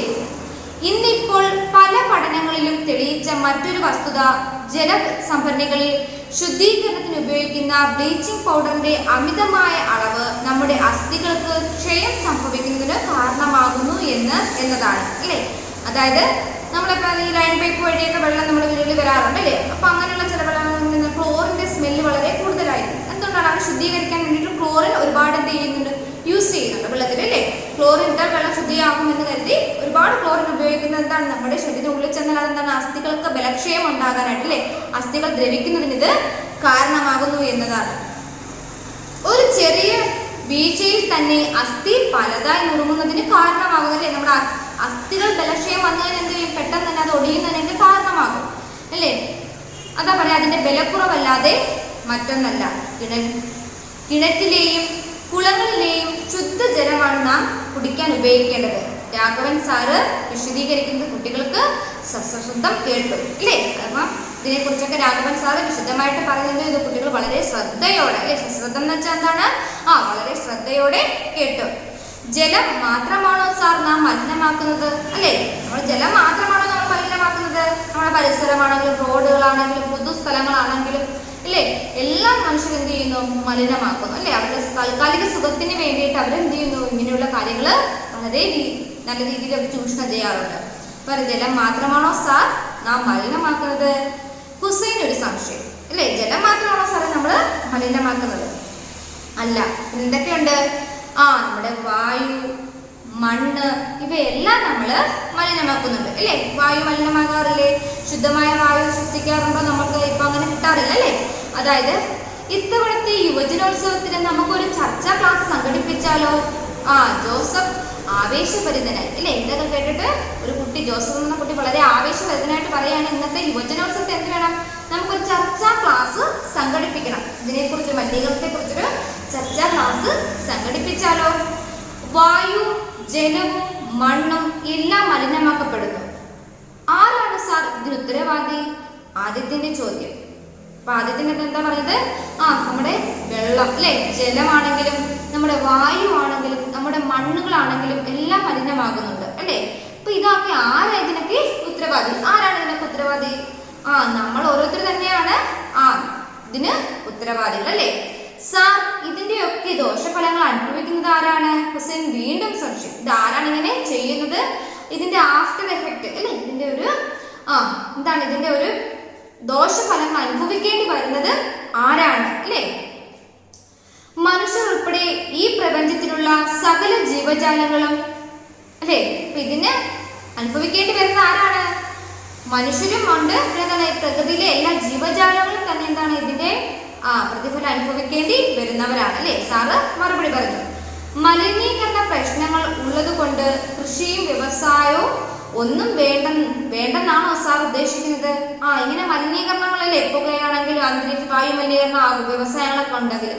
അതുപോലെ അങ്ങനെയാണെങ്കിൽ എന്താണ്? ഈ കൃഷിയും വ്യവസായവും ഒന്നും വേണ്ടെന്നാണോ സാറ് പറയുന്നത്? അങ്ങനെയാണെങ്കിലല്ലേ മലിനീകരണം തടയാനായിട്ട് പറ്റുകയുള്ളൂ അല്ലേ. അപ്പൊ ഇതൊക്കെ വേണ്ടെന്നാണോ സാറ് ഉദ്ദേശിക്കുന്നത്? ദേവാനന്ദ ഒരു ചോദ്യവുമായി മുന്നോട്ട് വന്നു. ഒരിക്കലുമല്ല. മലിനീകരണങ്ങൾ എല്ലാം നമുക്ക് ഓരോരുത്തർക്കും ആകും വിധം കുറയ്ക്കണം. മലിനീകരണം പൂർണ്ണമായിട്ട് നമുക്ക് ഒഴിവാക്കാൻ പറ്റിയില്ല എങ്കിലും നമ്മളാൽ ആവുന്ന വിധം നമ്മൾ എന്ത് ചെയ്യണം? മലിനീകരണത്തെ കുറയ്ക്കണം അല്ലേ. നമ്മുടെ രാജ്യം വികസനത്തിന്റെ പാതയിലാണ് അല്ലേ? നമ്മുടെ രാജ്യം എന്താണ്? വികസിച്ചുകൊണ്ടിരിക്കുകയാണ്. ശാസ്ത്രീയമായിട്ടും സാങ്കേതിക വിദ്യകളാലും ഒക്കെ നമ്മുടെ രാജ്യം എന്താണ്? ഓരോ കാലഘട്ടം കൂടുന്തോറും എന്താണ് ഇത് വളർന്നുകൊണ്ടിരിക്കുകയാണ് അല്ലേ? പുതിയ പുതിയ സാങ്കേതികതകൾ കണ്ടുപിടിച്ചിട്ടുണ്ട്. മെഷീൻ ഉപയോഗിച്ച് കൃത്രിമമായ കാർമേഘങ്ങൾ ഉണ്ടാക്കി മഴ പെയ്യിക്കുന്ന യന്ത്രം നാസയിൽ കണ്ടുപിടിച്ചത് നിങ്ങൾ പത്രത്തിൽ വായിച്ചില്ലേ? അതായത് എന്താണ്? നമ്മുടെ ശാസ്ത്രം വളർന്നുകൊണ്ടിരിക്കുകയാണ്. കൃത്രിമമായിട്ട് മേഘങ്ങൾ ഉണ്ടാക്കി മഴ പെയ്യിക്കുന്ന യന്ത്രം വരെ എന്താണ് നാസയിൽ കണ്ടുപിടിച്ചത് നിങ്ങൾ പത്രത്തിൽ വായിച്ചതല്ലേ? മാലിന്യ സംസ്കരണത്തിനും നൂതന മാർഗങ്ങളുണ്ട്.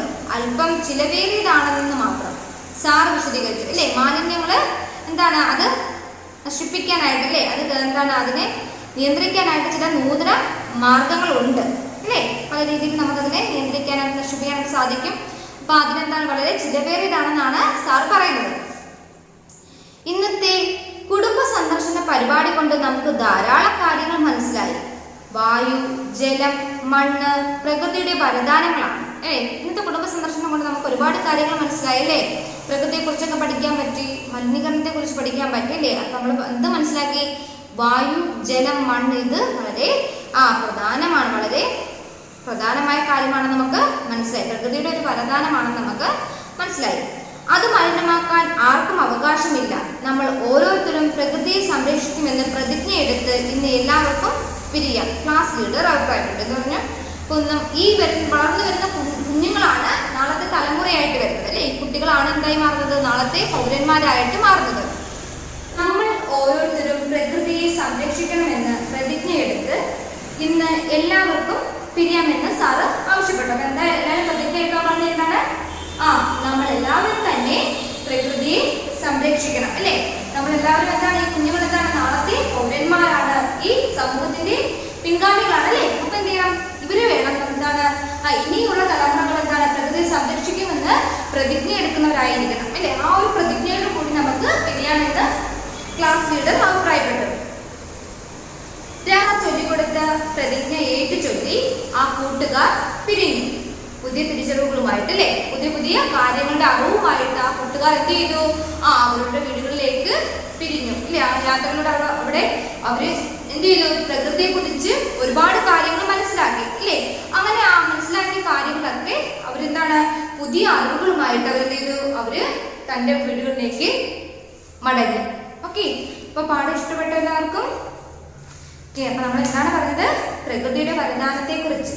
പ്രകൃതിയുടെ വരദാനങ്ങൾ ഏതൊക്കെയാണ്? നമ്മുടെ മണ്ണ്, അതുപോലെ വായു, ജലം, ഇവയെല്ലാം പ്രകൃതിയുടെ വരദാനങ്ങളാണ് അല്ലേ? വരും തലമുറ എന്തിന്റെ പ്രതിജ്ഞ എടുക്കണമെന്നാണ് പറഞ്ഞത്? വരും തലമുറ നമ്മൾ പ്രകൃതിയെ സംരക്ഷിച്ചു കൊള്ളാം എന്നൊരു പ്രതിജ്ഞ എടുക്കണമെന്ന് ആവശ്യപ്പെട്ടു അല്ലേ? അപ്പൊ നമ്മൾ പറഞ്ഞു എന്താണ്? നമ്മൾ ഓരോരുത്തരും ചെയ്യുന്ന പ്രവർത്തികൾ അല്ലേ? മലിനമാക്കുന്ന പ്രവർത്തികൾ എന്താണ്? നിയന്ത്രിച്ചാൽ തന്നെ നമുക്ക് ഒരുവിധം തന്നെ പ്രകൃതിയെ സംരക്ഷിക്കാമെന്ന് നമുക്കിതിൽ നിന്ന് മനസ്സിലായി. ഓക്കെ, ഇനി നമുക്ക് എല്ലാവരും എന്ത് ചെയ്യണം? ടെക്സ്റ്റ് നല്ലൊരു പാഠമാണ്, നന്നായിട്ട് ടെക്സ്റ്റ് റീഡ് ചെയ്യണം കേട്ടോ. റീഡ് ചെയ്ത് സൈൻ ചെയ്ത് അയക്കണം. ഇനി നമുക്ക് പകരം പദം എന്ന് പറയുന്നൊരു പഠന പ്രവർത്തനത്തിന്റെ അർത്ഥവും അതുപോലെ തന്നെ വിപരീത പദവും കൊടുത്തിട്ടുണ്ട്. അത് ജസ്റ്റ് നമുക്കൊന്ന് പറഞ്ഞതിന് ശേഷം അത് നിങ്ങൾ പാഠത്തിന്റെ പേര് എഴുതിയിട്ട് അത് എഴുതിയെടുക്കുക കേട്ടോ. സഹപാഠി എന്ന് പറഞ്ഞാൽ എന്താ അർത്ഥം? കൂടെ പഠിക്കുന്ന ആള് അല്ലേ? കൂടെ പഠിക്കുന്നവരെയാണ് നമ്മൾ സഹപാഠി എന്ന് പറയുന്നത് കേട്ടോ. ഗൃഹ സന്ദർശനം എന്ന് വെച്ചാൽ എന്താണ് അർത്ഥം? വീട് സന്ദർശിക്കുന്നതാണ് കേട്ടോ. അടുത്ത ഉത്സാഹപൂർവ്വം എന്ന് വെച്ചാൽ വളരെ ആഹ്ലാദപൂർവ്വം. നെക്സ്റ്റ് എന്താണ്? ലഘുഭക്ഷണം. ലഘുഭക്ഷണം എന്ന് പറഞ്ഞാൽ എന്താ? ചെറിയ രീതിയിലുള്ള ഭക്ഷണം, അത് വലുതായിട്ടുള്ളതല്ല. ഇതാണ് ചെറിയ രീതിയിലുള്ള ഭക്ഷണത്തെയാണ് ലഘുഭക്ഷണം എന്ന് പറയുന്നത്. കാലിത്തൊഴുത്ത് എന്ന് പറഞ്ഞാൽ എന്താ അർത്ഥം? പശുവിനെ ആടിനൊക്കെ കിട്ടുന്ന സ്ഥലം, അതിനെയാണ് എന്ന് പറയുന്നത് കാലിത്തൊഴുത്ത് എന്ന് പറയുന്നത്. നെക്സ്റ്റ് എന്താണ്? കൃത്രിമ വളം അല്ലെ? കൃത്രിമ വളം എന്ന് വെച്ചാൽ എന്താണ്? കൃത്രിമമായി ഉണ്ടാക്കുന്ന വളം. ക്ഷയം എന്ന് പറഞ്ഞാൽ എന്താണ്? അത് നാശം എന്നാണ് അർത്ഥം. നെക്സ്റ്റ് നോക്കി, സശ്രദ്ധം എന്ന് പറഞ്ഞാൽ എന്താണ് അർത്ഥം? ശ്രദ്ധയോടെ എന്നാണ് അർത്ഥം. നെക്സ്റ്റ് നോക്കി, സ്വാർത്ഥ ലാഭം. എന്താണ് സ്വാർത്ഥ ലാഭം എന്ന് വെച്ചാൽ സ്വന്തം ലാഭം. മാലിന്യ സംസ്കരണം എന്ന് വെച്ചാൽ എന്താണ്? മാലിന്യങ്ങൾ നശിപ്പിക്കുന്നത് എന്നാണ് അർത്ഥം കേട്ടോ. നെക്സ്റ്റ് നോക്കി, വിപരീത പദമാണ് ലഘു, വിപരീത പദം ഗുരു. ക്ഷയം, വൃത്തി കേട്ടോ. ക്ഷയം, വിവൃത്തി എന്നുള്ള വൃദ്ധി എന്നുള്ള അർത്ഥമാണ്. ശ്രുതം എന്ന വാക്കിന്റെ വിപരീത പദം അശ്രദ്ധമാണ്. നെക്സ്റ്റ് ഒക്കെ സ്വാർത്ഥം, നിസ്വാർത്ഥം. നെക്സ്റ്റ് നൂതനം, അതിന്റെ വിപരീത പദം പുരാതനം കേട്ടോ. വിപരീത പദവും പകരം പദവും നോട്ട്ബുക്കിലോട്ട് എഴുതിയെടുക്കുക. ടെക്സ്റ്റ് നന്നായിട്ട് റീഡ് ചെയ്യുക. അപ്പോൾ ഈ ഒരു പോർഷനോട് കൂടി നമ്മളുടെ സെക്കൻഡ് ടൈമിലുള്ള പോർഷൻസ് തീർന്നിരിക്കുകയാണ്. ഇനിയുള്ള പോർഷൻസ് എന്ന് പറയുന്നത് നമ്മൾ തേർഡ് ടേമിലോട്ടുള്ളതാണ്. അപ്പം എന്ത് ചെയ്യുക, ഇതുവരെയുള്ള ക്വസ്റ്റ്യൻസ് ഒക്കെ നന്നായിട്ട് പഠിക്കുക. ഓക്കെ.